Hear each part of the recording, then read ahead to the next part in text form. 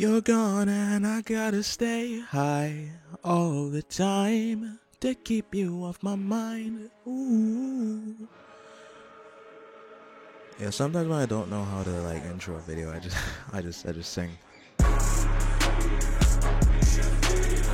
What's with YouTube? It is I, Gobblefleep, and today I'm going to be talking to you guys about something that I once again find very interesting. Now, for those of you who are somewhat up to date in the animated series sphere, I guess you could call it, you would know that Rick and Morty is currently undergoing a bit of a hiatus because Justin Roiland, who is the voice of a lot of characters, is off the show for the old Chris Brown effect, if you know what I mean. Now, Justin's removal from the show is obviously going to happen, right? I mean, with the lawsuits, they didn't want to associate him with the brand, and Rick and Morty is a show that I personally really enjoyed. I say enjoyed, and that's because with the removal of him, they need to find different voice actors for very iconic characters, especially that of Rick Sanchez. Does that automatically mean this show is going to decline in quality? No, I mean, of course not. There's been countless animated shows that have changed the voice actors, and it's worked, like The Amazing World of Gumball. For both Gumball and Darwin, Lord knows how many voice actors they've had, right? But like, the show is still fine, right? I'm probably overreacting on this, right? But in the event that Rick and Morty goes down the poop hole by the next couple episodes, I'm just here to hook you guys up with that sauce, cause I got you.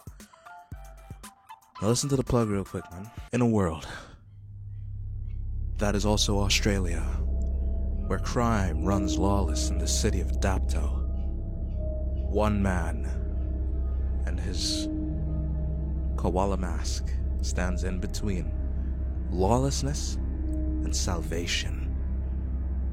That is who Koala Man wishes he could be. So Koala Man is a show that I stumbled upon completely by accident, right? On my very legal streaming site that I use quite often, I was browsing animated shows to see what was really popping, right? This was after I watched the latest episode of South Park. By the way, can we have a moment of silence, please? Ladies and gentlemen, it's time to give your praise to the Lord. When I say praise, you say God. Praise. Praise. If you don't say God, you make me look like an idiot. Praise. Thank you, because South Park got another season. Let's go. In case you can tell, South Park is one of my favorite adult animated shows, and definitely top 10 just shows in general. I love South Park. And I was just scrolling, and I saw this thing, right? It was called Koala Man, right? And I don't know what it was, but it was just something about the cover art that just resonated with me. Right, like you know how white girls, they got like an amethyst around their neck and they're just like, oh, the stone resonates with my aura. That cover art resonated with my aura, chief. Now the show lets you know outright what this is gonna be. Right, they let you know early o'clock what's gonna happen. The opening scene is this guy who works at like a convenience store, closing up for the night. Then these two drug addicts come out of the woodwork, and it's like, oi mate, give me your freaking money. And then Koala Man is just chilling in a tree. Like that's the first scene we meet him in. He's just chilling in a tree. And then he comes in and an epic fight scene ensues where he throws eucalyptus oil in the guy's eyes. And he starts reeling, just like, oh my god, my fucking eyes, mate. Are you alright, man? And then the shopkeeper's just like, bloody hell, yeah, what you just throw in his eyes, mate? Oh, eucalyptus oil, yeah, that's gonna sting, mate. There could be eye damage. Yeah, man, you're not Koala Man, especially just get out of here, mate. You're just ruining it. And they just absolutely take the piss out of him. The same way that the early seasons of Rick and Morty were funny because it was like out of the box humor. Like Smiling Friends.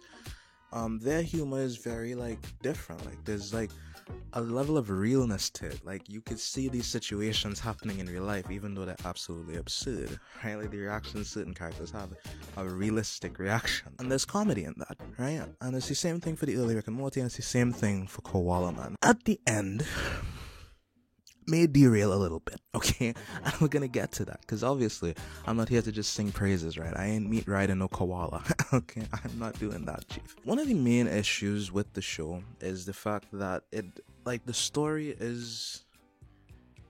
it isn't the most cohesive, if you know what I mean. There's a few loose ends, But at the same time, to make up for those loose ends, there's like a trail that you can see if you pay attention to like the backgrounds and the interaction between certain characters, that there's a deeper story here that we're just not being told. Like, why is Koala Man the way Koala Man is? Like, sometimes the jokes miss, not gonna lie, sometimes they do. Sometimes characters just don't make, like, bro, my like the kid, the boy child, I forget his name even though I just watched it, for some reason develops these psychokinetic powers, and then during the Emu War ends up losing those powers. Don't ask me questions, man. Don't ask. If you have questions, watch the show. I'll ask them in the comments. Either way, it's fine.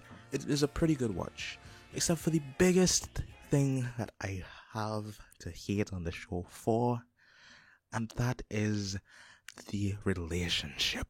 The worst aspect of that nature of the show comes from Koala Man's daughter falling in love with a chick, the most popular girl in their school, right? Now, here's the thing, right? Because I know we live in this day and age, okay, where me negatively commenting on anything regarding the rainbow community, if you got me, is gonna get me. They're gonna ask for a public execution, basically, right? I don't have an issue with the fact that she likes the freaking most popular girl in school. That's not where my issue lies, right? I'm a proud watcher, the Owl House Chief, Loose and Amity. Fantastic cartoon shipping. It's the fact that there was no lead up to it whatsoever. To be fair, they had 8 episodes. Okay, it's an 8-episode show. Even so, you can't just, in the second to last episode, they start hanging out. No, in the third to last episode, they become friends, and then in the second to last, they kiss, and they're just a thing now. And they're just, why? She's made like a few passing comments about like, oh, she's really cute or anything like that early in the show. There was nothing. There was nothing but murderous intent until episode like 5. But yeah, I'm not a fan of rushed ships. Okay, it upsets me. All right, ships that happen that should not have happened or that didn't need to happen are the biggest upset I have in any show that they take place. And if you have one in your mind, please leave it in the comments below, and we'll share some hatred together. You know what I mean? It's time for me to say my famous phrase. So if you would please say it with me. If you like the video, like the video. And if you really like the video, then subscribe. If you didn't say it, I swear to God. And I've been Garbleflip, and as usual, I will catch you guys on the flip side. Peace.